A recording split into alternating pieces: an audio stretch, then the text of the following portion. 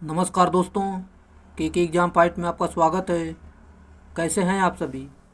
उम्मीद है आप सभी सही होंगे और आपकी UPPCL TG two, BARC, NPCIL, SAIL, DRDO आदि परीक्षाओं की तैयारी अच्छी चल रही होगी। दोस्तों, इन सभी परीक्षाओं को ध्यान में रखते हुए हमने इलेक्ट्रिशियन थ्योरी से कुछ महत्वपूर्ण प्रश्नों की सीरीज स्टार्ट की है, जो कि इस सीरीज में हमने प्रीवियस ईयर प्रश्नों को कवर किया है। ये आपके सभी टॉपिक से लिए गए प्रश्न होंगे और आपके किसी भी एग्ज़ाम के लिए महत्वपूर्ण साबित हो सकते हैं। चलिए, आपका ज़्यादा टाइम न लेते हुए इन प्रश्नों की शुरुआत करते हैं। उससे पहले आपसे रिक्वेस्ट है, अगर आप चैनल पर नए, चैनल को सब्सक्राइब करिए और अपने दोस्तों में शेयर जरूर करिए। वीडियो अच्छा लगे तो वीडियो को लाइक ज़रूर करना। चलिए, जैसा कि आज का हमारा प्रश्न है, यहाँ पर आप देख सकते हैं, प्रतिरोध में बहती धारा की मात्रा डैश डैश पर निर्भर करती है। सही उत्तर ऑप्शन नंबर सी, प्रतिरोध में प्रयुक्त वोल्टता तथा ओमीय मान, ये इसका सही उत्तर होगा। जो कि यहाँ पर आप ओम के नियमानुसार फार्मूला देख सकते हैं, आई बराबर वी अपान आर होता है। जो कि यहाँ पर देखते हैं, प्रतिरोध में बहने वाली धारा की मात्रा प्रतिरोध में प्रयुक्त वोल्टता तथा ओमीय मान पर निर्भर करती है। अगला प्रश्न हमारा दिया गया है, 1 किलोवाट 250 वोल्ट के 4 तापक उपलब्ध हैं। निम्न अधिकतम ऊष्मा के लिए उन्हें कैसे जोड़ा जाएगा? सही उत्तर आपका हो जाएगा, जो कि ऑप्शन नंबर ए, सभी श्रेणियों में जोड़ा जाएगा। ये इसका सही उत्तर होगा। चलिए, जैसे कि तापक में उत्पादित ऊष्मा H बराबर आई स्क्वायर आर टी होता है फार्मूला, और यहाँ पर H प्रोपोर्शनल आर के होता है। अधिकतम ऊष्मा के लिए सभी तापक को श्रेणी क्रम में जोड़ा जाता है, इसलिए। अगला प्रश्न, बीओटी यूनिट को यह भी कहा जाता है। सही उत्तर, जो कि यहाँ पर ऑप्शन नंबर बी, KWH, ये इसका सही उत्तर होगा। चलिए, यहाँ पर हम आपको बता देते, बीओटी को मतलब वोट ऑफ ट्रेड यूनिट को किलोवाट घंटा भी कहा जाता है, यानी KWH भी कहते हैं। अगला प्रश्न, निम्न में कौन से लैंप का कमरे के तापक्रम पर निम्नतम प्रतिरोध होगा? सही उत्तर आपका हो जाएगा। चलिए, यहाँ पर हम आपको बता देते हैं, जो कि 200 वाट और 220 वोल्ट इसका निम्नतम प्रतिरोध होगा। ये इसका सही उत्तर होगा। जो कि यहाँ पर हम आपको बता देते हैं, ये फार्मूले के माध्यम से, जो कि R बराबर वी स्क्वायर अपान पी होता है, जो कि R प्रोपोर्शनल 1 अपान पी के होता है, यानी प्रतिरोध के व्युत्क्रमानुपाती होता है, जो कि वाट। जैसा कि सभी लैंप का वोल्टेज समान है, जिस लैंप की वाटेज रेटिंग अधिक होगी उस लैंप का प्रतिरोध निम्नतम होगा। अगला प्रश्न हमारा दिया गया है, जो कि निम्न संयोजन की तुल्यकालिक धारिता क्या होगी? सही उत्तर आपका हो जाएगा। चलिए, पहले इसे सॉल्व करते हैं। जो कि हम आपको बता दें, ये दोनों सीरीज क्रम में जुड़े हुए हैं, फिर इसे आपको समांतर में जोड़ देना है। चलिए, सीरीज में यहाँ पर जोड़ते हैं। सिंपल सा सीरीज में फार्मूला होता है 1/C1, टोटल मतलब 1/CT बराबर 1/C1 प्लस 1/CT पर फार्मूले पर मान रख देंगे। ये आपका सीरीज के लिए होता है। फिर इसके बाद मान जो आ जाएगा, फिर इसके बाद आप समांतर में जोड़ देंगे, जो कि आपका यहाँ पर हम आपको बता देते हैं। जैसे कि यहाँ पर आप जोड़े हैं तो यहाँ पर आ गया, फिर इसके साथ समांतर में जोड़ दिए हैं, तो जो कि आपका 12 फैराड, यानी आपका option number C right answer हो जाएगा। चलिए, अगले प्रश्न की तरफ चलते हैं। अगला प्रश्न हमारा दिया गया है, 5 माइक्रोफैरड की कुल धारिता देने के लिए एक 15 माइक्रोफैरड संधारित्र के साथ श्रेणी क्रम में कितनी धारिता को रखा जाना चाहिए? सही उत्तर हो जाएगा आपका। चलिए, पहले इसे सॉल्व करते हैं। जो कि यहाँ पर आपकी कुल धारिता दी गई है और यहाँ पर 15 माइक्रोफैरड कैपेसिटर के साथ सीरीज में जोड़ा गया है।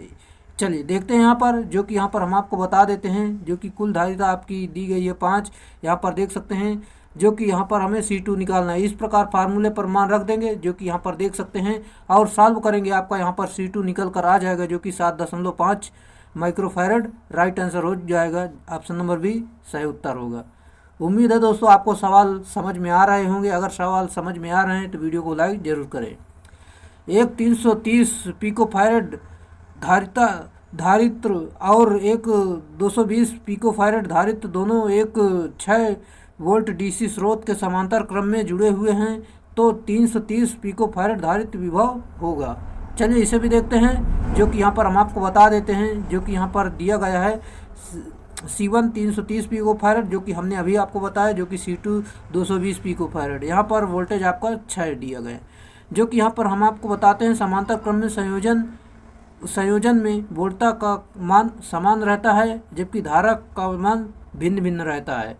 इसी प्रकार श्रेणी क्रम में संयोजन में धारा का मान समान रहता है, जबकि वोल्टता का मान भिन्न भिन्न रहता है। उम्मीद है आपको समझ में आया होगा। जैसे कि यहाँ पर आपका 6 वोल्ट ही रहेगा, जो कि वोल्टेज इसमें समान होता है। चलिए अगला प्रश्न आपका दिया गया है, जो कि ओजोन परत में हो रहे छेद का कारण डेड डैश है। सही उत्तर आपका जो कि ऑप्शन नंबर बी, जो कि क्लोरोफ्लोरोकार्बन, ये इसका सही उत्तर होगा। चलिए पूरी जानकारी आपको बताते हैं। क्षोभ मंडल के बाद या ऊपर दूसरा मंडल समताप मंडल है, जिसके ऊपरी सतह पर ओजोन अधिक मात्रा में पाई जाती है, जिसे ओजोन परत के नाम से जाना जाता है। ओजोन परत सूर्य से निकलने वाली पराबैंगनी किरणों से पृथ्वी की रक्षा करती है। ओजोन को सर्वाधिक क्षति पहुंचाने वाली गैस क्लोरीन है, जो मिश्रित रूप से पाया जाता है, जो कि यहाँ पर हम देखते हैं, जैसे कि CFC हाइड्रोक्लोरोफ्लोरोकार्बन जो कि होता है। इसके अतिरिक्त हाइड्रोजन गैसें जैसे कि क्लोरीन, फ्लोरीन, ब्रोमीन, आयोडीन एवं नाइट्रस ऑक्साइड भी ओजोन परत की क्षति पहुंचाती है। अगला प्रश्न हमारा दिया गया है, हाइड्रोजन, सल्फर तथा ऑक्सीजन का परमाणु क्रमांक 1, 32 और 16 है। सल्फ्यूरिक अम्ल का अणु भार डेड डैश होगा। चलिए इसे भी देखते हैं, जो कि यहाँ पर आपका हो जाएगा, जो कि हाइड्रोजन, सल्फर, और यहाँ पर हम आपको बता देते हैं, जो कि यहाँ पर दिया गया फार्मूला सल्फ्यूरिक अम्ल का सूत्र दिया गया है। यहाँ पर आपको निकालना है, जो कि सूत्र के माध्यम से H का 1 होता है, तो यहाँ पर 2 लगा है तो 2 का गुणा कर देंगे। S का 16 S का जो होता है, जो कि यहाँ पर देख सकते हैं 32 होता है, और 16 का मतलब ऑक्सीजन का 16 होता है, इससे 4 लगा तो 4 से गुणा कर देंगे, तो इसे सॉल्व करेंगे, आपका 98 आ जाएगा। सही उत्तर जो कि option number D right answer है। अगला प्रश्न हमारा दिया गया है, निम्नलिखित में से कौन सी यांत्रिक सफाई प्रक्रिया है। सही उत्तर आपका है जो कि ऑप्शन नंबर बी पिकलिंग सही उत्तर होगा। चलिए देख लेते हैं यहाँ पर, जैसा कि जिस धातु पर वैद्युत लेपन करना होता है उस सतह के रासायनिक या यांत्रिक विधि द्वारा साफ किया जाता है। धातु उद्योग में पिकलिंग का अर्थ धातुओं को अम्ल में साफ करने से है, ताकि उनमें ऑक्साइड या कोई अन्य पपड़ी इत्यादि उतर जाए। धातु पर रेत, जंग या ढलाई, त्वचा इत्यादि उतारने के लिए भी यह विधि अपनाई जाती है। अगला प्रश्न हमारा दिया गया है, नाइट्रीकरण डेड डैश है। सही उत्तर ऊष्मा उपचार प्रक्रिया है, ये इसका सही उत्तर है। चलिए, रेडियो रिसीवर में फेराइट कोड क्यों प्रयोग किया जाता है। राइट आंसर आपका हो जाएगा जो कि नियत हानियों को कम करने के लिए, ये इसका सही उत्तर होगा। फिर से एक बार बताते हैं, रेडियो रिसीवर में फेराइट कोड का प्रयोग नियत हानियों को कम करने के लिए किया जाता है, क्योंकि फेराइट कोर लगभग वायु कोर जैसा गुण प्रदर्शित करती हैं, साथ ही यह उच्च आवृत्ति पर कार्य करने में सक्षम होती है।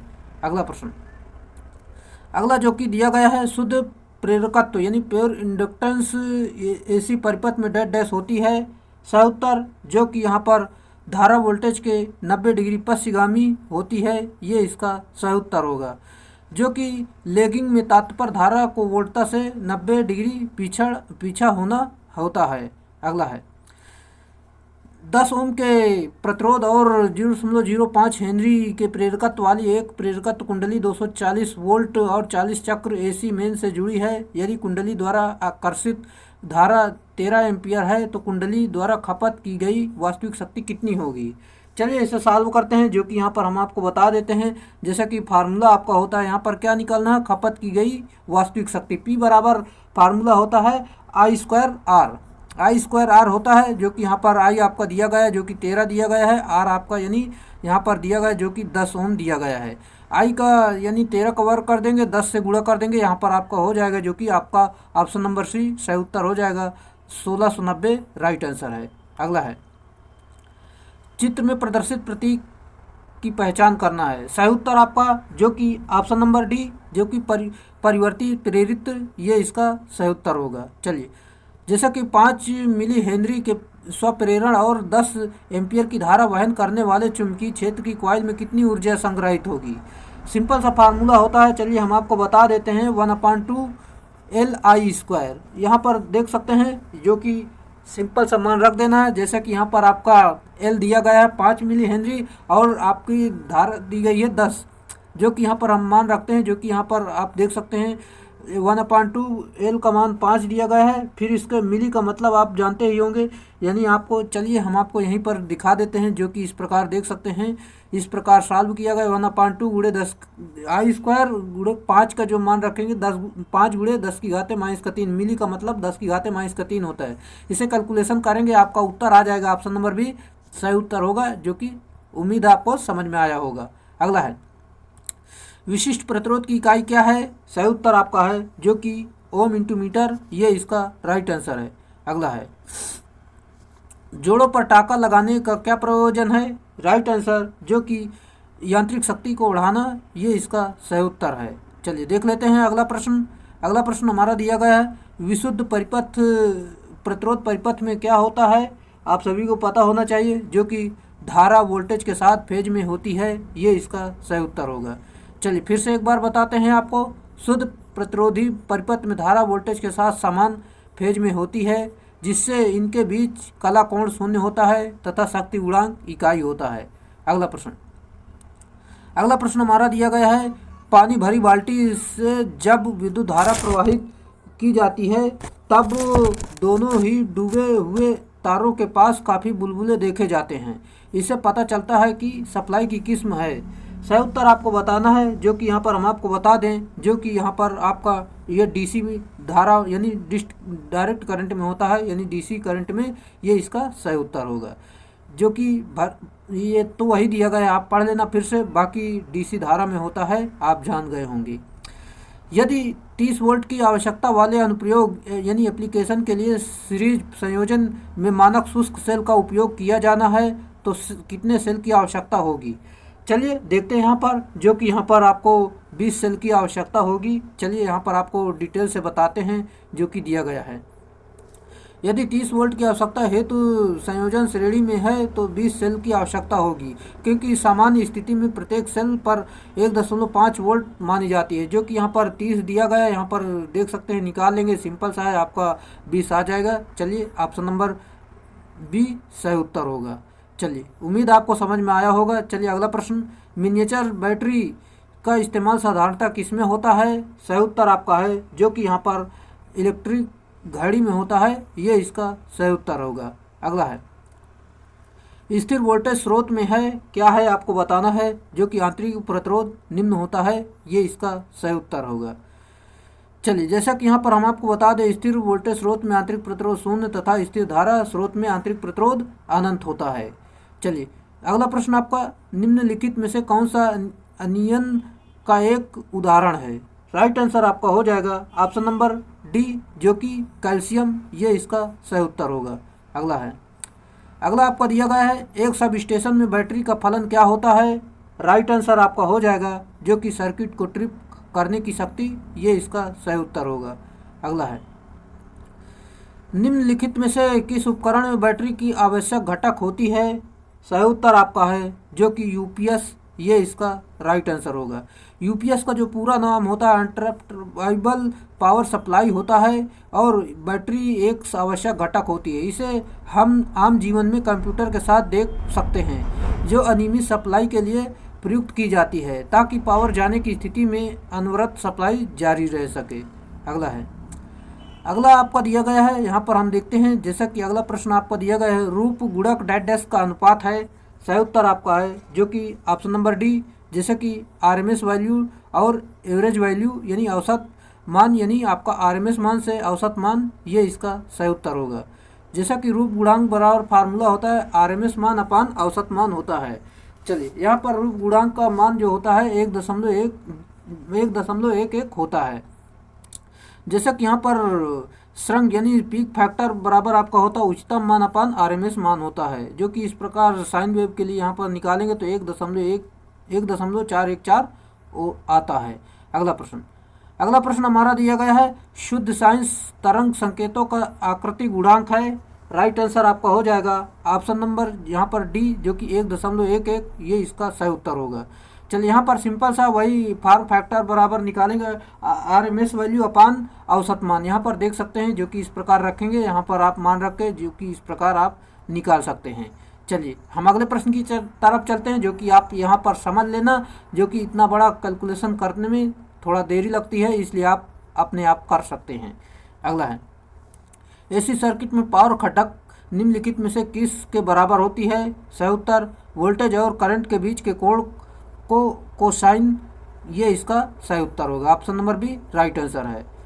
निम्न में से कौन एक अर्धचालक नहीं है? आपको बताना इसमें से अर्धचालक कौन नहीं है। चलिए इसका सही उत्तर आपका हो जाएगा, जो कि नाइक्रोम नहीं है, जबकि कार्बन है, जर्मेनियम है, सिलिकॉन, ये सभी अर्धचालक होते हैं। नाइक्रोम आपका राइट आंसर है। चलिए देख लेते हैं यहाँ पर, जो कि नाइक्रोम वास्तव में निकिल 80% और क्रोमियम इसमें 20% होता है। यह एक नॉन मैग्नेटिक एलॉय होता है जिसका उपयोग हीटिंग एलिमेंट उपकरण में किया जाता है। हीटिंग एलिमेंट के रूप में उच्च मान प्रतिरोधी अवयव काम में लेते हैं। अगला प्रश्न हमारा दिया गया है, डेड डैश एक ऐसी सामग्री है जिससे डेड डैश के कुछ अभिलक्षण होते हैं। राइट आंसर आपका हो जाएगा, जो कि अर्धचालक, चालक और इंसुलेटर दोनों, ये इसके सही उत्तर हो गए। चलिए यहाँ पर हम पूरी जानकारी आपको फिर से बताते हैं, जो कि अर्धचालक ऐसे पदार्थ होते हैं जो कम ताप पर कुचालक एवं अधिक ताप पर सुचालक की भांति कार्य करते हैं। चालक का ताप गुणांक ऋणात्मक होता है, अर्थात ताप बढ़ाने पर प्रतिरोध घटता है। साथ ही चालक का ताप गुणांक धनात्मक होता है। अगला प्रश्न, एक अर्धचालक सबसे शुद्ध अवस्था में डेड डैश होता है। राइट आंसर आपका हो जाएगा ऑप्शन नंबर डी, जो कि आंतरिक सुचालक, ये इसका सही उत्तर होगा। चलिए देखते हैं यहाँ पर, जो कि दिया गया है, एक अर्धचालक सबसे शुद्ध अवस्था में आंतरिक सुचालक होता है। अर्धचालक का ताप गुणांक ऋणात्मक होता है। साथ ही ज्ञात रहे इसके बाह्यतम कोश में उपस्थित इलेक्ट्रॉन की संख्या 4 होती है। अगला प्रश्न हमारा दिया गया, अर्धचालक में प्रतिरोध डेड डैश होता है। सही उत्तर आपको बताना है, जो कि यहाँ पर तापमान में कमी होने पर बढ़ता है। राइट आंसर है। देखते हैं यहाँ पर, जैसे कि अर्धचालक जिसका ताप गुणांक ऋणात्मक होता है तथा जिसके बाह्यतम कोश में उपस्थित इलेक्ट्रॉन की संख्या 4 होती है, यह वे पदार्थ हैं जिसमें तापमान वृद्धि के साथ प्रतिरोध में कमी आती है। यह कहें कि प्रतिरोध तापमान में कमी होने पर बढ़ता है, अतः यहाँ पर आप देख सकते हैं जो कि दिया गया है। अगला प्रश्न, डेड डैश में प्रतिरोधकता होती है जो इंसुलेटर से कम और चालकों से अधिक होती है। सही उत्तर आपका हो जाएगा, जो कि अर्धचालकों में, ये इसका राइट आंसर है। फिर एक बार आपको बताते हैं, जो कि अर्धचालकों में प्रतिरोधकता इंसुलेटर से कम और चालकों से अधिक होती है। ऊर्जा अंतराल का यह मान इलेक्ट्रॉन वोल्ट होता है। साथ ही अर्धचालकों में ऊर्जा अंतराल लगभग 1 से 3 इलेक्ट्रॉन वोल्ट होता है। अगला प्रश्न हमारा दिया गया, निम्नलिखित में से कौन सा एलईडी अदृश्य प्रकाश छोड़ता है? राइट आंसर आपका है, जो कि option number D infrared LED, ये इसका सही उत्तर होगा। इसकी जो तरंग दैर्ध्य होती है 7600 एंगस्ट्रॉम से अधिक होती है, ये आप जरूर जानें। अगला प्रश्न हमारा दिया गया है, जो कि दो परिपथ के बीच विद्युत वियोजन हेतु प्रकाशीय युग्मक का इस्तेमाल किया जाता है। प्रकाशीय युग्मक डेड डैश का एक पैकेज है। सही उत्तर, जो कि ऑप्शन नंबर बी एलईडी और प्रकाश डायोड, ये इसका सही उत्तर होगा। जैसा कि यहाँ पर देख लेते हैं, दो डायोड्स के बीच विद्युत वियोजन हेतु प्रकाशीय युग्मक का इस्तेमाल किया जाता है। प्रकाशीय युग्मक एलईडी और प्रकाश डायोड का एक पैकेज होता है। अगला प्रश्न, सौर दीप के लिए किस प्रकार के दीपों का प्रयोग करने के लिए वरीयता दी जाती है? राइट आंसर आपका हो जाएगा एलईडी, राइट आंसर है। चलिए अगला प्रश्न आपका दिया गया है, जो कि यहाँ पर हम देखते हैं, जैसा कि धातु की सतह पर आने वाली प्रकाश की ऊर्जा धातु के भीतर मुक्त इलेक्ट्रॉनों को स्थानांतरित करने के लिए उन्हें सतह छोड़ने में सक्षम बनाती है। इसको किस प्रकार वर्गीकृत किया जाता है? राइट आंसर आपका, जो कि यहाँ पर हम आपको बता देते हैं, जैसे कि फोटो इलेक्ट्रिक एमिशन, यानी प्रकाश वैद्युत उत्सर्जन, राइट आंसर होगा। फिर से एक बार आपको बताते हैं, जो कि धातु की सतह पर आने वाले प्रकाश की ऊर्जा धातु के भीतर मुक्त इलेक्ट्रॉनों को स्थानांतरित करने के लिए उन्हें सतह छोड़ने पर सक्षम बनाती है। प्रकाश वैद्युत उत्सर्जन यानी फोटो इलेक्ट्रिक एमिशन कहलाता है। अगला हमारा दिया गया है जो कि वोल्टेज ग्रेडिंग में 650 वोल्ट से लेकर 33,000 वोल्ट के बीच की सीमा को डेड डैश कहा जाता है। सही उत्तर जो कि उच्च वोल्टेज कहते हैं राइट आंसर है। अगला प्रश्न हमारा दिया गया है डेड डैश दो या दो से अधिक तारों को एक साथ जोड़ने की एक विधि है जिसमें वोल्टेज की न्यूनतम हानि होती है। सही उत्तर आपका हो जाएगा जो कि जोड़, ये इसका राइट आंसर है। अगला प्रश्न यहाँ पर हम देखते हैं जैसे कि सर्विस लाइनों में स्थायी रूप से विद्युत ऊर्जा टैप करने के लिए ओवरहेड लाइनों में डेड डैश ज्वाइंट उपयोग किया जाता है।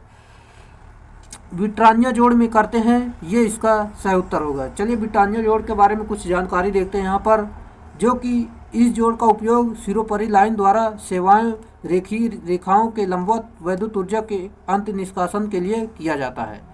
अगला पॉइंट है आपका जो कि ब्रिटानिया जोड़ के बारे में है।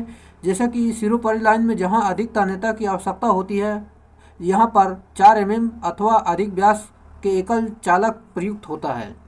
स्कारफट जोड़ के बारे में देखते हैं। यह जॉइंट भी लाइन को आगे बढ़ाने के लिए किया जाता है। इसका उपयोग जहां पर होता है जहां पर तार अधिक खिंचाव नहीं होता है, जैसे कि अर्थिंग तार। चलिए अगला पॉइंट वेस्टर्न यूनियन जोड़ के बारे में देखते हैं। तार की लंबाई को विस्तार के लिए जहां पर जोड़ अधिक तनन प्रतिबल लगता है, इसको पश्चिम संघ जोड़ भी कहते हैं। टी जोड़ के बारे में देखते हैं। इस जोड़ का उपयोग अतिरिक्त वितरक लाइनों के लिए किया जाता है। अगला प्रश्न हम देखते हैं जो कि ब्रिटानिया स्टेट ज्वाइंट का इस्तेमाल डेड डैश में किया जाता है। सही उत्तर आपका हो जाएगा ऑप्शन नंबर ए, जो कि कंडक्टर की लंबाई बढ़ाने में, ये इसका सही उत्तर होगा। चलिए अगला प्रश्न, ब्रिटानिया संधि के लिए शक्ति के खींचे गए नग्न तांबे के चालक के वंकन कोण को होना चाहिए। राइट आंसर जो कि 90 डिग्री, ये इसका सही उत्तर होगा। अगला प्रश्न हमारा दिया गया है जैसा कि अगर एक 2 मिलीवोल्ट सिग्नल 2 वोल्ट आउटपुट उत्पन्न कर रहा है तो वोल्टता लाभ क्या होगा। चलिए देखते हैं यहाँ पर, इसे सॉल्व करते हैं। जो कि यहाँ पर देख सकते हैं इनपुट सिग्नल इतना दिया गया, आउटपुट सिग्नल इतना दिया गया। वोल्टता लाभ आप देख सकते हैं आउटपुट अपान इनपुट फार्मूले पर मान रखेंगे, जो कि सॉल्व करेंगे आपका यहाँ पर 1000 राइट आंसर हो जाएगा। ऑप्शन नंबर सी सही उत्तर होगा। दोस्तों आपको वीडियो अगर अच्छी लग रही है तो वीडियो को लाइक करें और अधिक से अधिक इसे सब्सक्राइब जरूर करें। अपने दोस्तों में इसे ज़रूर शेयर करें ताकि आपको इसी तरह की वीडियो मिलते रहे और अपनी तैयारी अच्छी कर सकें। बार का एग्ज़ाम लगभग आपका नज़दीक आ गए हैं, जो कि आपको बार का एग्ज़ाम 18 तारीख से शुरू हो रहा है। सभी लोग तैयारी से अच्छे से करना शुरू कर दीजिए। इलेक्ट्रिशियन का आपका एग्ज़ाम है 23 तारीख को, आप ज़रूर अच्छे से पढ़ें ताकि आपका सिलेक्शन इसमें हो जाए। इसमें काफ़ी कम कंपटीशन है, इसलिए आप बार के लिए काफ़ी रेडी हो जाइए और अच्छे से इसमें सिलेक्शन ले लीजिए ताकि आपको इसमें कोई अच्छी पोस्ट मिल जाए। यहाँ इलेक्ट्रिशियन के लिए काफ़ी यहाँ पर अच्छी पोस्टें होती हैं, जो कि यहाँ पर आप सभी लोग जानते होंगे। इसमें सभी तरह की फैसिलिटी दी जाती है, मेडिकल की हो चाहे किसी भी और अदर जॉब में नहीं मिलती, जैसे रेलवे वगैरह में यहाँ पर आपकी सारी फैसिलिटी दी जाती है। ये आपका सेंट्रल गवर्नमेंट का PSU होता है, इसमें यही फ़ायदे होते हैं, इसलिए इसके लिए आप पूरी जान लगा दो। जो भी अगर आप अभी भी अगर अच्छे से तैयारी करना शुरू कर देते हैं तो अभी आपकी पोस्ट एक पक्की हो सकती है। चलिए जो कि हमारी सारी वीडियो हैं उनको सारी वीडियो देख लें, आप अपना सिलेक्शन सुनिश्चित कर लें। चलिए जैसा कि अगला प्रश्न आपका दिया गया है, RC युग्मित प्रवर्धक में निम्नांकित में से कौन सा घटक संकेत में हार्मोनिक विरूपण के लिए मुख्यतः उत्तरदायी है। सही उत्तर आपका हो जाएगा यहाँ पर, जो कि यहाँ पर हम बताते हैं आपको, जैसा कि ट्रांजिस्टर राइट आंसर है। चलिए देखते हैं यहाँ पर, जैसे कि RC युग्मित प्रवर्धक में ट्रांजिस्टर घटक संकेत के हार्मोनिक विरूपण के लिए मुख्यतः उत्तरदायी है। ट्रांजिस्टर हार्मोनिक उत्पादन का कारण होता है। अगला प्रश्न जैसा कि आधार उत्सर्जक संधि के साथ समांतर में लगा एक पश्च बायसित डायोड तापक्रम में हो रहे बदलाव से डेड डैश में होने वाले बदलाव से परिपथ को असंवेदन बना देता है।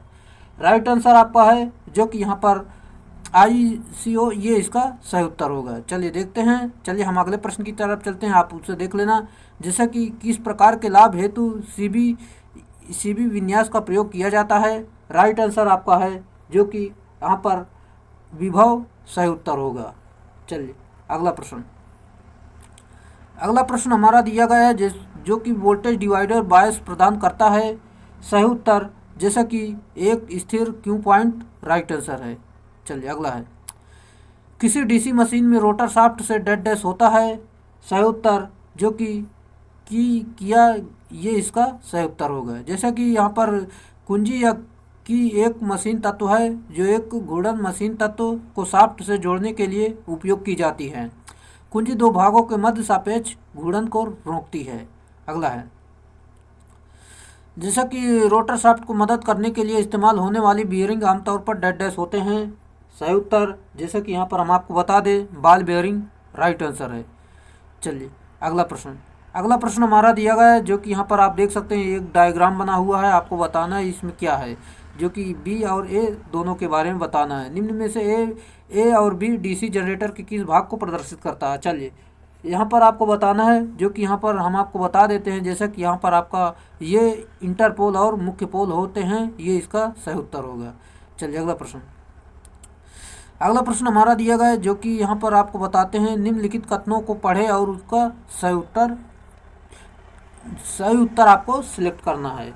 चलिए ये आपको पढ़ना है। जैसा कि यहाँ पर आपको बता दें हम आपको, जैसे कि डमी कॉइल को वेव वाइंड आर्मेचर पर रखा जाता है जब कम्यूटेटर बार और स्लॉट का अनुपात एक पूर्ण संख्या होता है। क्या ये सही है कि नहीं? और dummy coil wave wound armature पर रखा जाता है जब प्रति स्लॉट प्रति लेयर कॉइल साइड की संख्या पोल युग्म का गुणक होता है। इसमें से आपको बताना है कौन सा सही है कौन सा गलत है, या दोनों गलत हैं। यहाँ पर दोस्तों हम आपको बता दें, ये आपके दोनों गलत कथन दिए गए हैं। चलिए बाकी आप देख लेना। चलिए हम अगले प्रश्न की तरफ चलते हैं। जैसा कि आपका अगला प्रश्न दिया गया है, एक 8 पोल लैप वाउंड डीसी मशीन में 720 आर्मेचर कंडक्टर पोल पिच का 70% समाविष्ट करता है। प्रत्येक पोल फेस में कंपनसेटिंग वाइंडिंग के कंडक्टर्स की संख्या लगभग कितनी होगी। चलिए यहाँ पर देखते हैं, जो कि इसे सॉल्व करेंगे तो यहाँ पर आपका राइट आंसर हो जाएगा। जैसे कि 8 कंडक्टर्स प्रति पोल, ये इसका सही उत्तर होगा। चलिए एक बार फिर से आपको बता देते हैं, जो कि एक 8 पोल लैप वाउंड डीसी मशीन में 720 आर्मेचर कंडक्टर्स है। पोल पिच 70% समाविष्ट करता है। प्रत्येक पोल फेज में कंपनसेटिंग वाइंडिंग के कंडक्टर्स की संख्या लगभग 8 कंडक्टर्स प्रति पोल होगी। अगला है, डायोड का प्रयोग होता है। सही उत्तर जो कि यहाँ पर हम आपको बता दें, ट्रांसमीटर के रूप में, एम्पलीफायर के रूप में, दोलित्र के रूप में, यानी आपका ऑप्शन नंबर डी उपयुक्त सभी में प्रयोग करते हैं, ये इसका सही उत्तर है। चलिए एफईटी यानी फील्ड इफेक्ट ट्रांजिस्टर किस पर परिचालित होता है। राइट आंसर आपका है जैसा कि केवल मुख्य वाहक पर, यह इसका सही उत्तर होगा। चलिए देख लेते हैं। एफईटी केवल मुख्य वाहक पर परिचालित होता है क्योंकि यह एक यूनिपोलर डिवाइस है। जिस ट्रांजिस्टर में ड्रेन करंट के मान का निर्धारण वैद्युतिक क्षेत्र के आवेश के द्वारा संपन्न किया जाता है, वह फील्ड इफेक्ट ट्रांजिस्टर कहलाता है। यह 2 प्रकार के होते हैं, जो कि एन तथा पी चैनल होते हैं। अगला प्रश्न JFET यानी जंक्शन फील्ड इफेक्ट ट्रांजिस्टर में यदि वोल्टेज को अधिक निगेटिव बनाया जाए तो क्या होगा। सही उत्तर जो कि चैनल की चालकता घटेगी, राइट आंसर होगा। पूरी जानकारी फिर से आपको बताते हैं। जंक्शन फील्ड इफेक्ट ट्रांजिस्टर में यदि वोल्टेज गेन को अधिक निगेटिव बनाया जाए तो चैनल की अधिकता चालकता घटेगी। JFET को एम्पलीफायर की भांति उपयोग करने के लिए उसे ड्रेन अभिलक्षणों के सैचुरेशन क्षेत्र में ऑपरेट किया जाता है। यह क्षेत्र बाइपोलर ट्रांजिस्टर के सक्रिय क्षेत्र के समान ही रहता है। अगला प्रश्न हमारा दिया गया है, इलेक्ट्रॉनिक्स के रूप में शब्द पीसीबी का तात्पर्य क्या है। पर्सनल यानी प्रिंटेड सर्किट बोर्ड, ये इसका सही उत्तर होगा। जैसा कि option number C right answer होगा, printed circuit board right answer है। जो कि देखते हैं, इस परिपथ का प्रयोग प्रत्येक इलेक्ट्रॉनिक डिवाइस में होता है। इसी के ऊपर सारे छोटे छोटे डिवाइस स्थापित किया जाता है, जैसा कि कैमरा, टीवी, कंप्यूटर आदि में प्रयोग किया जाता है। अगला है, कंप्यूटरों के लिए आईसी चिप आमतौर पर निम्नलिखित के बनाए जाते हैं, सिलिकॉन के बनाए जाते हैं, ये इसका सही उत्तर होगा। चलिए अगला प्रश्न हमारा दिया गया है, जो कि जब क्षेत्र प्रतिरोध 200 ओम, आर्मेचर प्रतिरोध 2 ओम, सप्लाई वोल्टेज 100 वोल्ट तथा गति 500 आरपीएम है, तब यह एक डीसी शंट मोटर की सप्लाई धारा का पता लगाइए। बस ईएमएफ स्थिरांक जो आपका दिया गया है 0.18 वोल्ट प्रति आरपीएम है। चलिए इसे सॉल्व करते हैं, जो कि यहाँ पर हम आपको बता देते हैं, जो कि इस प्रकार फार्मूला होता है आपका। इतना मान आपका दिया गया, फार्मूले पर मान रखना है, जो कि सॉल्व करेंगे। जैसा कि आपका यहाँ पर सॉल्व करते जाएंगे, जो कि आपका यहाँ पर शंट धारा निकालेंगे, फिर उसके बाद इस फार्मूले पर मान रखेंगे, फिर यहाँ पर आर्मेचर धारा यानी आपकी आर्मेचर धारा निकल कर आ जाएगी। फिर आपको लोड धारा निकालने के लिए शंट धारा और आर्मेचर धारा दोनों को जोड़ देंगे, आपका 5.5 एम्पियर। ये इसका सही उत्तर होगा। Option number C right answer है। चलिए उम्मीद है आपको समझ में आया होगा। और दोस्तों इसकी कैलकुलेशन खुद से करिए, जो कि आपको आ रहा है कि नहीं, क्योंकि आपके यूपीपीसीएल TG2 में बार्क में ऐसे ही सवाल पूछे जाते हैं। चलिए अगला प्रश्न हमारा दिया गया है, जो कि यहाँ पर हम आपको बताते हैं। जैसा कि डीसी शंट मोटर का क्षेत्र परिपथ यदि हल्के लोड पर खुल जाता है तो डैश होता है। सही उत्तर आपका है, जो कि यहाँ पर हम आपको बता देते हैं। जैसा कि आपका राइट आंसर हो जाएगा ऑप्शन नंबर ए, मोटर उच्च गति पर प्राप्त करता है, राइट आंसर है। चलिए पूरी जानकारी फिर से एक बार देते हैं आपको।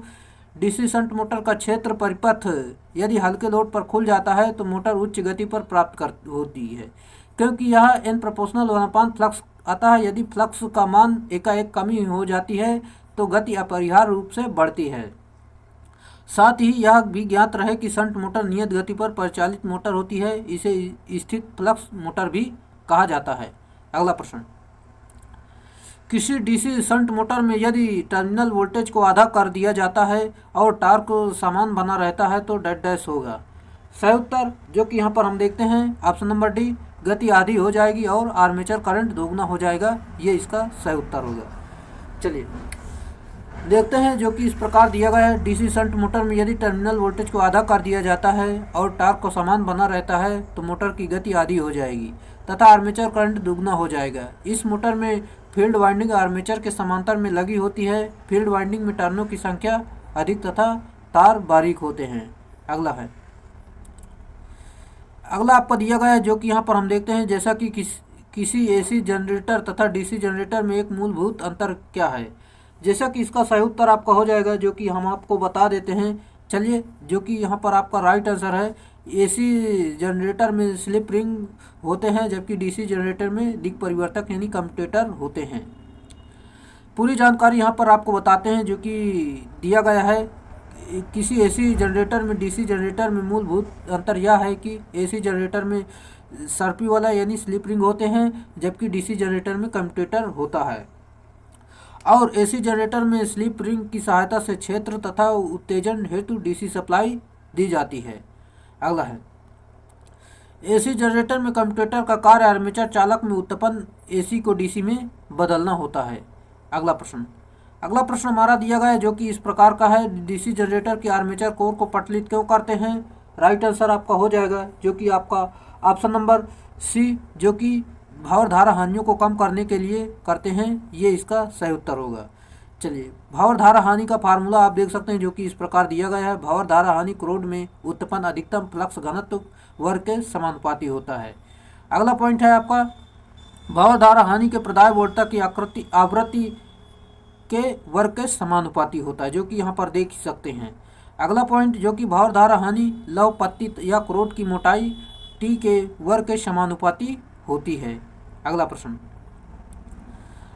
हमारा दिया गया है, किसी ट्रांसफार्मर की लव हानि डैश व्यंजक द्वारा ज्ञात की जाती है। सही उत्तर आपका है, जो कि यहाँ पर ऑप्शन नंबर ए, लव हानि बराबर हिस्टैरिसीस हानि प्लस भावर धारा हानि। ये इसका सही उत्तर होगा, यानी लव हानि के बराबर ये दोनों हानि होती हैं। चलिए फिर से एक बार बताते हैं, किसी ट्रांसफार्मर की लव हानि जो होती है हिस्टैरिसीस हानि और भावर धारा हानि दोनों को जोड़ देते हैं, आपको लव हानि आ जाती है। जैसा कि साथ ही इस प्रकार की हानि को स्थिर हानि भी कहा जाता है, जिसे ट्रांसफार्मर के खुला परीक्षण द्वारा किया जाता है।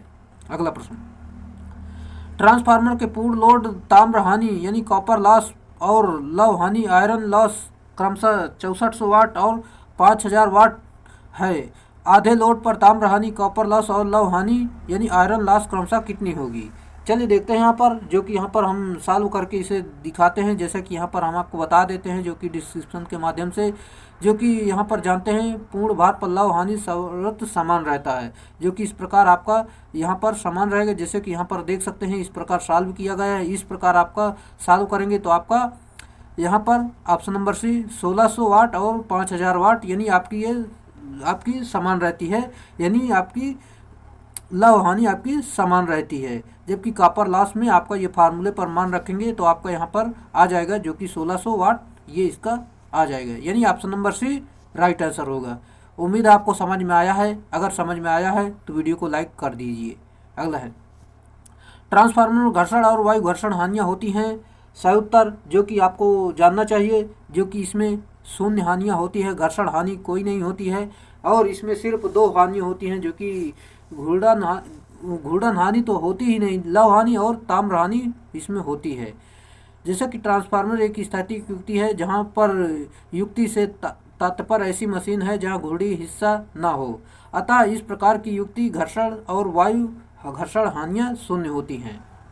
अगला है, एक ट्रांसफार्मर को हानि डैश डैश पर नियत रहती है। सही उत्तर आपको बताना है, जो कि सभी भाव पर नियत रहती है, ये इसका सही उत्तर है। चलिए अगला आपका हो जाएगा, जो कि यहाँ पर हम आपको बताते हैं। जैसा कि एक ट्रांसफार्मर यदि पीक वोल्टेज प्राथमिक को दिया जाता है तो क्या होगा। सही उत्तर जो कि यहाँ पर लोड ह्रास कम होगा, ये इसका सही उत्तर होगा। चलिए देखते हैं यहाँ पर, एक ट्रांसफार्मर यदि पीक वोल्टेज प्राथमिक वोल्टेज को दिया जाता है तो लोड लव ह्रास कम हो जाता है। इसी प्रकार यदि पीक वोल्टेज द्वितीयक को दिया जाता है तो लव ह्रास अधिक हो जाता है। अगला प्रश्न हमारा दिया गया है, जो कि यदि DC shunt motor no load अवस्था में कार्य कर रही है और उसकी फील्ड वाइंडिंग का परिपथ ओपन हो जाए तो क्या होगा।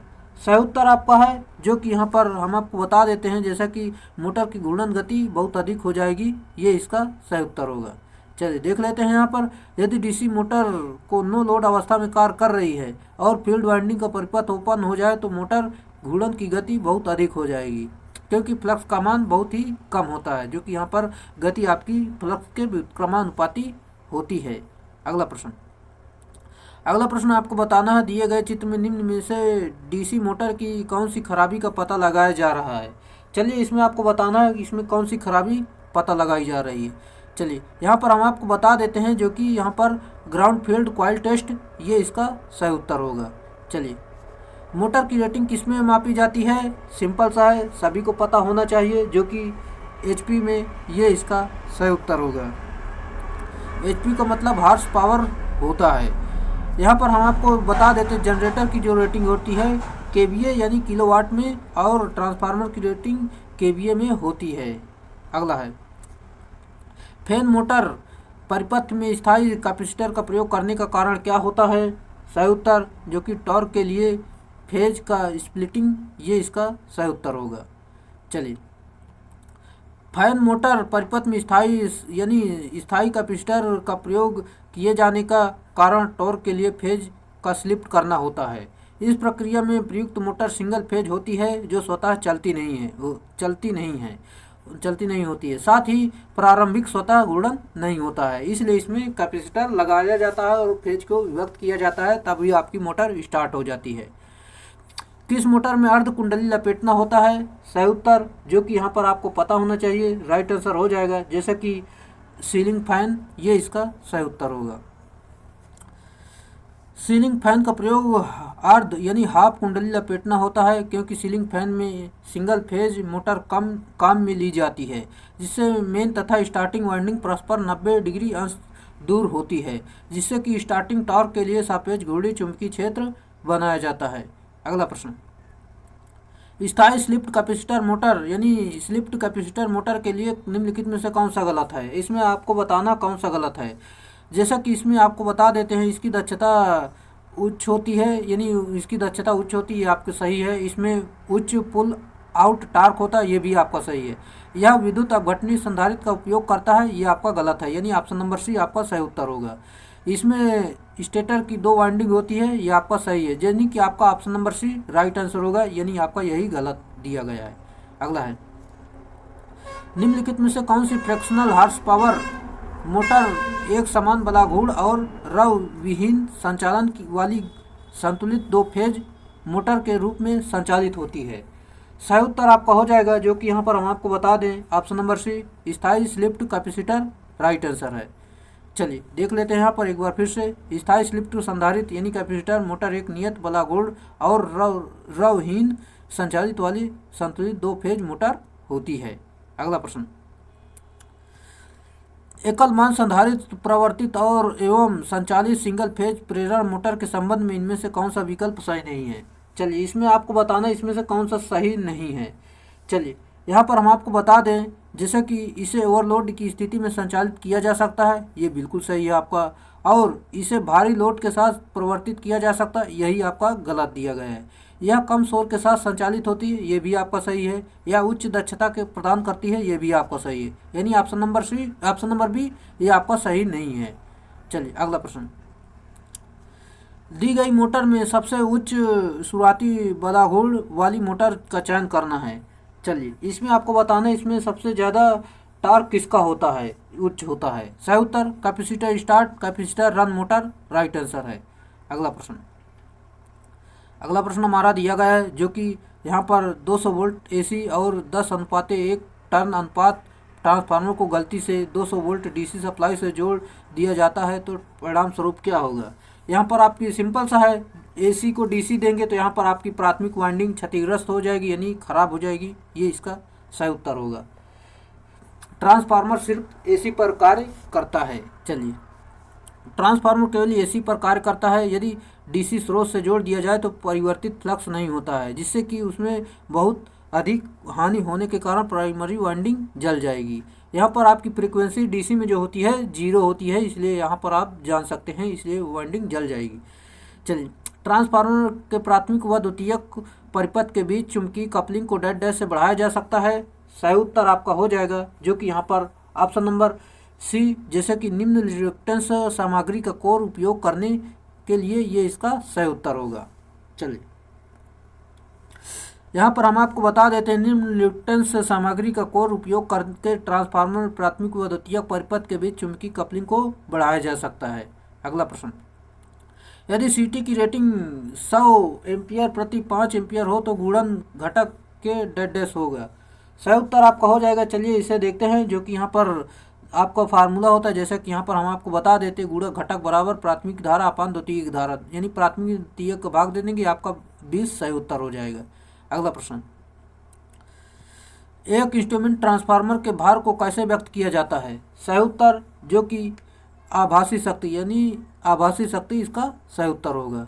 फिर से देखते हैं एक बार, जो कि वोल्टा अथवा धारा पर रिले सर्किट द्वारा खपत की गई वैद्युत शक्ति उपभोग कहते हैं। इसे एसी के लिए वोल्ट एम्पियर तथा डीसी के लिए वाट में व्यक्त करते हैं। इसे बोझ या बर्डन कहते हैं। बर्डन एपरेंट पावर होती है। अगला प्रश्न हमारा दिया गया है, जो कि विद्युत मशीनों में लेमिनेटेड कोर का प्रयोग निम्नलिखित को घटाने के लिए किया जाता है। सही उत्तर आपको पता होना चाहिए, जो कि भंवर धारा हानि को घटाने के लिए करते हैं, राइट आंसर है।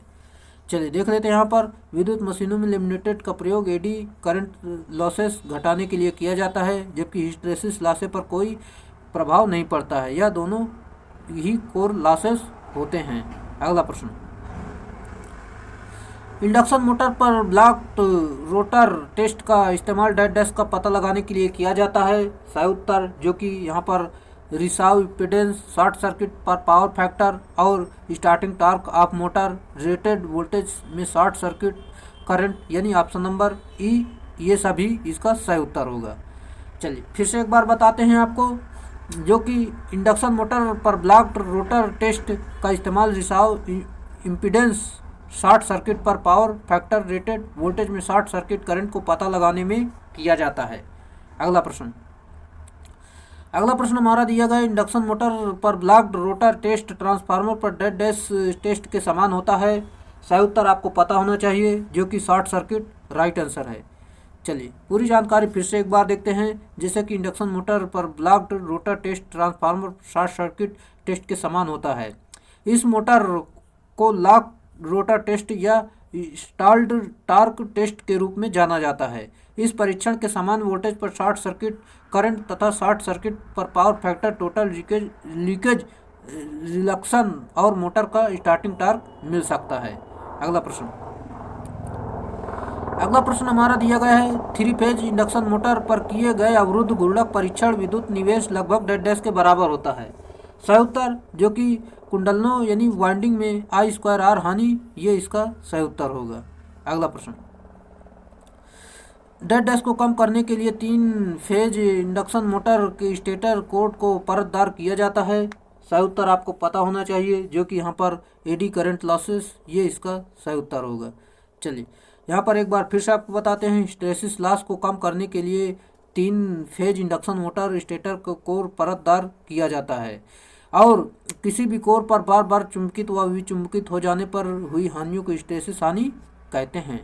अगला प्रश्न हमारा दिया गया है, यदि आपूर्ति का फेज यानी कला क्रम स्टेटर से जुड़ी किन्हीं 2 अग्रणों में बदलाव लाकर परिवर्तित कर दिया जाए तो 3 फेज इंडक्शन मोटर में क्या बदलाव आएगा। सही उत्तर आपको हो जाएगा जो कि स्टेटर में घूर्णी चुंबकीय क्षेत्र की दिशा परिवर्तित हो जाएगी, ये इसका सही उत्तर होगा। चलिए फिर से एक बार बता देते हैं, जो कि इंडक्शन मोटर में प्रयुक्त सप्लाई में यदि 2 फेजों को परस्पर विपरीत कर दिया जाए तो मोटर के स्टेटर में उत्पन्न चुंबकीय क्षेत्र की दिशा परिवर्तित हो जाएगी क्योंकि उनके सापेक्ष फेज सीक्वेंस भी बदल जाता है। अगला प्रश्न, एक इंडक्शन मोटर में स्लिप रिंग बना होता है, आपको पता होना चाहिए जो कि यहाँ पर फास्फर ब्रॉन्ज का बना होता है, ये इसका सही उत्तर होगा। चलिए आप ध्यान से देखना, यहाँ पर मैं पूरी जानकारी आपको यहीं पर बता दूंगा। चलिए यहाँ पर जैसा कि दिया गया, इंडक्शन मोटर यानी प्रेरण मोटर में स्लिप रिंग फास्फर ब्रॉन्ज की बनाई जाती है। स्लिप रिंग की इलेक्ट्रोमैकेनिकल डिवाइस है जो एक स्थिर प्रणाली की घूर्णी संरचना में विद्युतीय संकेतों के लिए पथ प्रदान करता है। यह मशीन के स्थिर भाग के गति भाग के मध्य शक्ति स्थानांतरण की सुविधा प्रदान करता है और स्लिप रिंग में एक ग्रेफाइट ब्रश होता है जो घूमने वाली धातु रिंग के ऊपर घिसते हुए चलता है और यह चाल भाग व स्थिर भाग के मध्य संयोजन का विकल्प देता है। अगला प्रश्न हमारा दिया गया, एक त्रिश धारा मोटर पूर्ण भार पर 1725 आरपीएम और शून्य भार पर 1775 आरपीएम पर है तो गति नियमन क्या होगा। यानी आपको यहाँ पर बताना है जो कि यहाँ पर जैसा कि यहाँ पर आपको दिया गया है, यहाँ पर पूरी गति दी गई, स्लिप का फार्मूला होता है, यहाँ पर देख सकते हैं। इस फार्मूले पर मान रखेंगे, सॉल्व करेंगे, आपकी आ जाएगी जो कि 2.9, यानी आपका आ जाएगा ऑप्शन नंबर यहाँ पर सी सही उत्तर हो जाएगा। एक बार फिर से देख लीजिए और इसे सॉल्व जरूर करना, ये आपका काम है कैलकुलेशन करना। अगला प्रश्न हमारा दिया गया, स्लिप रिंग इंडक्शन मोटर में डैश होता है। सही उत्तर जो कि यहाँ पर हम आपको बता देते हैं, जैसा कि यहाँ पर उच्च प्रारंभिक आघूर्ण होता है, ये इसका सही उत्तर होगा। चलिए जैसा कि यहाँ पर हम देखते हैं, 3 phase slip ring induction motor में फास्फर ब्रॉन्ज की 3 स्लिप रिंग लगी होती हैं जिनसे ब्रश जुड़े रहते हैं, यही मोटर को इलेक्ट्रिक सप्लाई की जाती है। अगला प्रश्न हमारा दिया गया है, जब 2 फेज आपूर्ति को 2 फेज स्टेटर कुंडली यानी वाइंडिंग से जोड़ा जाए तो निम्न में से कौन सा प्रभाव संभव है। सही उत्तर, एक घूर्णन चुंबकीय क्षेत्र उत्पन्न होता है, राइट आंसर होगा। अगला है, वह वाइंडिंग जो कम्यूटेटर के किनारे से देखने पर वामाव्रत दिशा में अग्रेसित होती है उसे क्या कहा जाता है। सही उत्तर हमारा हो जाएगा जो कि यहाँ पर रिट्रोग्रेसिव वाइंडिंग राइट आंसर है। चलिए देख लेते हैं पूरी जानकारी फिर से। यहाँ पर रिट्रोग्रेसिव वाइंडिंग में एक कुंडली के आरंभिक और समाप्ति छोर पर एक दूसरे को पार करते हैं जिसमें शॉर्ट सर्किट होता है, और रिट्रोग्रेसिव वाइंडिंग यह एक प्रोग्रेसिव वाइंडिंग के विपरीत दिशा में की जाती है, अर्थात पीछे की ओर चलती है। प्रोग्रेसिव वाइंडिंग के बारे में देखते हैं, इसमें वाइंडिंग भाग की ओर चलती है। अगला प्रश्न, आर्मेचर वाइंडिंग में एक टर्न डैश होता है। सही उत्तर आपका हो जाएगा जो कि यहाँ पर ऑप्शन नंबर बी, 2 कंडक्टर होते हैं, ये इसका सही उत्तर है। चलिए अगला प्रश्न जानने से पहले पूरी इसकी व्याख्या देखते हैं। एक आर्मेचर वाइंडिंग में एक टर्न में 2 कंडक्टर का प्रयोग आर्मेचर वाइंडिंग में ही प्रत्यावर्ती प्रवृत्ति का ही विद्युत वाहक बल उत्पन्न होता है। आर्मेचर को चुंबकीय क्षेत्र में घुमाया जाता है। चलिए दोस्तों मैं आपको बता दूं, अगर वीडियो अच्छा लग रहा है, अगर आपको कम समय में अधिक तैयारी करने का मौका मिल रहा है तो आप वीडियो को लाइक कर दें और अपने दोस्तों में शेयर कर दें। चैनल पे नए हैं तो चैनल को सब्सक्राइब कर दें, क्योंकि दोस्तों वीडियो देखकर चले जाते हैं, सब्सक्राइब बहुत कम लोग ही करते हैं। इतना अच्छा कंटेंट आपको कम समय में बहुत कम ही मिलता होगा कहीं भी। चलिए, अगर आपको वीडियो तनिक भी अच्छा लग रहा हो तो वीडियो को लाइक कर दें और सब्सक्राइब जरूर कर लें। चलिए, अगला पॉइंट आपका दिया गया है, जैसा कि यहाँ पर देख सकते हैं आप, एक पूर्ण कुंडली वाइंडिंग जिसमें कुंडली समूहों की संख्या प्रति फेज स्टेटर में कुंडली समूहों की संख्या के बराबर होती है और वह संख्या उस संख्या की विभाजित होती है जो फेज की कुल संख्या को दर्शाती है जिनके लिए वाइंडिंग हुआ है। ऐसे वाइंडिंग को डेड डैश कहा जाता है। सही उत्तर आपका हो जाएगा, जो कि यहाँ पर पूर्ण कुंडली वाइंडिंग, ये इसका राइट आंसर होगा।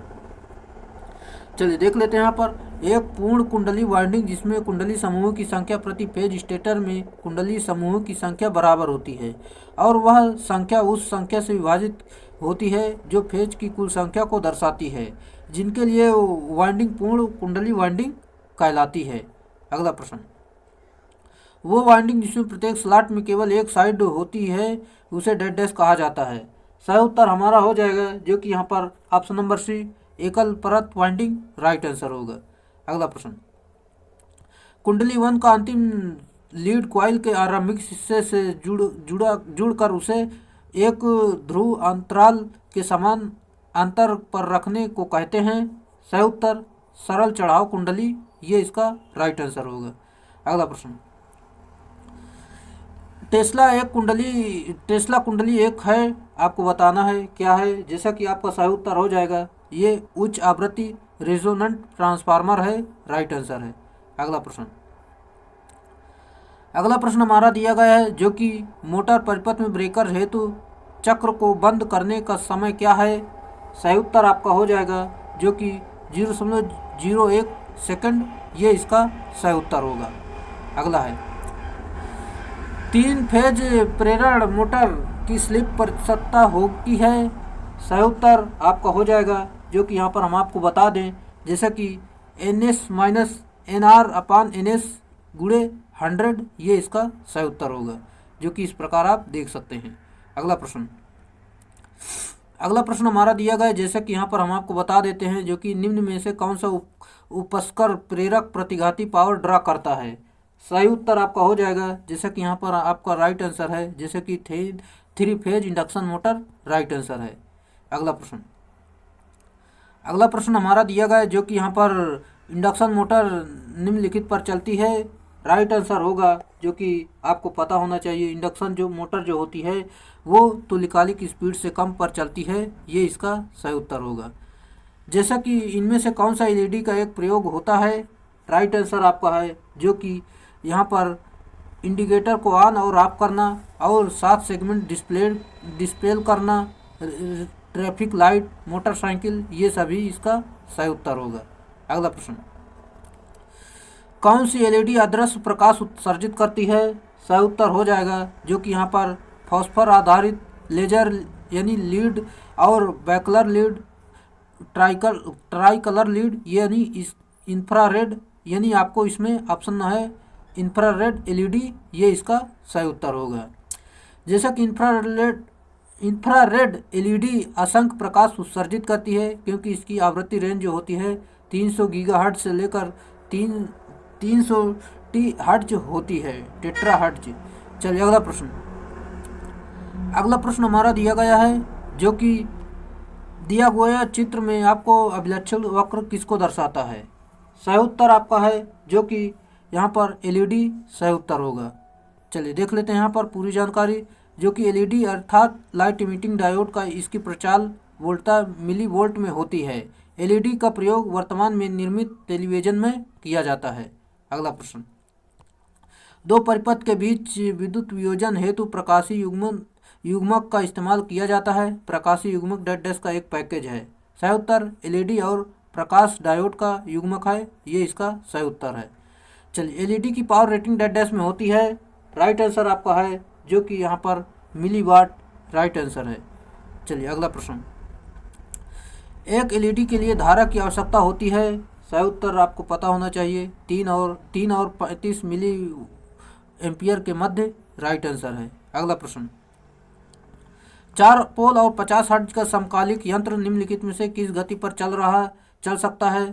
सही उत्तर आपका हो जाएगा, जैसे कि यहाँ पर हम आपको बता दें, पोल की संख्या 4, फ्रीक्वेंसी आपकी 50, फार्मूले पर मान रखेंगे, चालू करेंगे, आपका 1500 आरपीएम सही उत्तर हो जाएगा। अगला प्रश्न, ऊर्जा घटक में सुधार यानी पावर फैक्टर सुधार करने के लिए निम्नलिखित में कौन सी मोटर बिजली घरों और सब स्टेशनों में बस बार को समांतर में उपयोग की जाती है? सही उत्तर आपका है जो कि synchronous motor, option number B right answer है। सिंक्रोनस मोटर के बारे में पूरी जानकारी आपको देते हैं, जो कि ऊर्जा घटक यानी पावर फैक्टर में सुधार करने के लिए सिंक्रोनस मोटर विद्युत प्लांटों में और सब स्टेशनों में बस बार के समांतर प्रयोग किया जाता है। सिंक्रोनस मोटर जब अधिक उत्तेजित यानी ओवर एक्साइटेड होती है तब यह संधारित्र की भांति अग्रगामी धारा लेती है। इस समय इस पर कोई लोड नहीं होता है। इस अवस्था में जिस प्रणाली का शक्ति गुणक सुधारना होता है उसके साथ समांतर में लगा दी जाती है। यह मोटर तुल्यकालिक संधारित्र भी कहलाती है। अगला प्रश्न, एक सिंक्रोनस मोटर की गति होती है, सही उत्तर जो कि यहाँ पर हम आपको बता दें, राइट आंसर आपका हो जाएगा। जैसे कि तुल्यकालिक मोटर आपकी होती है, बदलते लोड पर लगभग स्थिर रहती है, राइट आंसर होगा। चलिए पूरी जानकारी देखते हैं। सिंक्रोनस मोटर की गति बदलते लोड पर स्थिर रहती है और यहाँ पर फार्मूला इसका होता है सिंक्रोनस स्पीड बराबर 120 F/P होता है। चलिए यहाँ पर हम आपको बता देते हैं, यह एक सेल्फ स्टार्ट मोटर नहीं होती है। इसके स्लिप का मान 0 होता है। यह 2 स्लिप रिंग की आवश्यकता इसमें होती है। इसे लीडिंग, लैगिंग और यूनिटी तीनों पावर फैक्टर पर चलाया जाता है। अगला प्रश्न, दिए गए विकल्पों में सिंक्रोनस मोटर के नुकसान को पहचानना है आपको। सिंक्रोनस मोटर का नुकसान क्या है? आज जैसे कि हम आपको बता देते हैं, इसके लिए डीसी उत्तेजना की आवश्यकता होती है जो बाहरी स्रोत से दी जानी चाहिए। यही इसका एक नुकसान होता है। चलिए